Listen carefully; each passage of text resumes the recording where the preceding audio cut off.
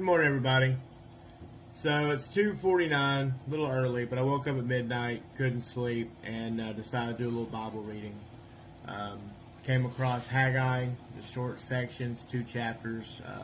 Not really a whole lot of reading, but it's got a lot of good information that can be used in today's life, right?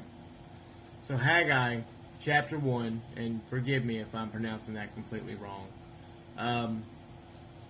Chapter 1, verse 4 through 6 says, "Why are you living in luxurious houses while my house lies in ruins? This is what the Lord of heaven's armies says.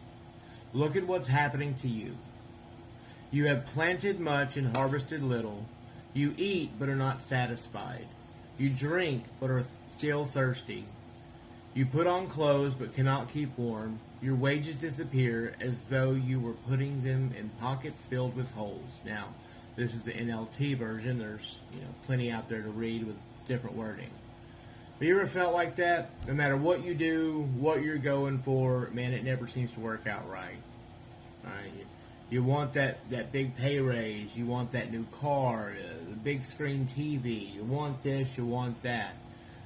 But it doesn't work out, you're not satisfied. Because as humans, we're never satisfied. We always want more. We always want something different. Nothing's ever going to fulfill the needs that we want, our worldly needs, right? Our worldly wants. They're really not needs. They're wants. We all want that big screen TV, right? I do. I love a big screen TV, mainly because I'm blind. But maybe it's because we're not doing God's will, When we're doing our own thing, it's not what we need. It's not in God's plan for us, right? He gives us free will.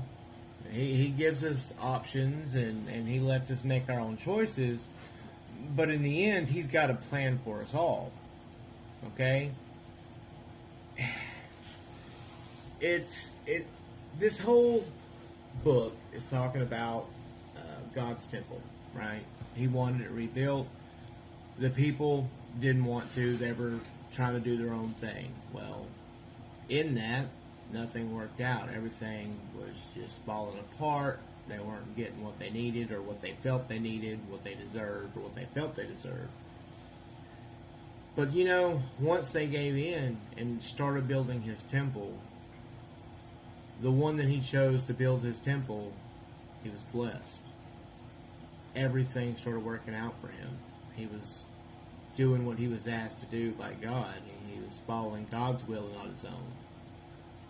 And that's what we should do every day. We should stop worrying about what we want, what this world wants of us, and what we feel like the world should give us, and start looking at doing what He wants us to do.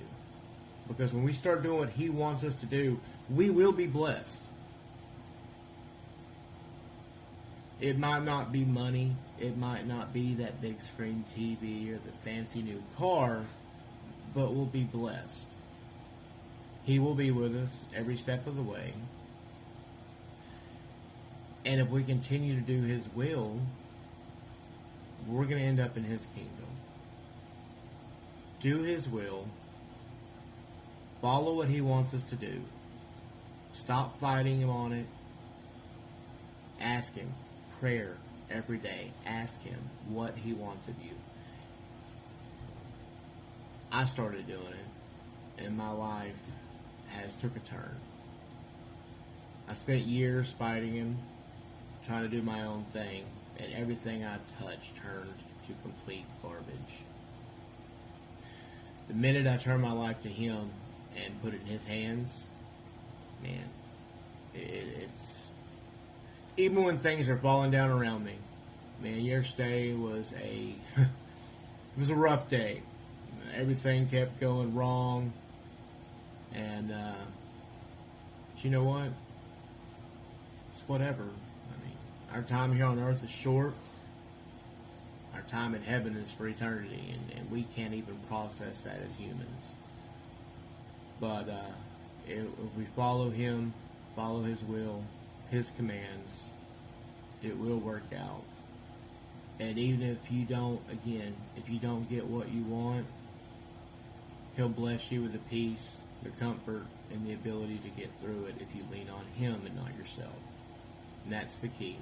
Leaning on Him, because there's nothing too big that He can't handle. When we struggle, it's nothing to Him. So keep that in mind today as y'all start your day.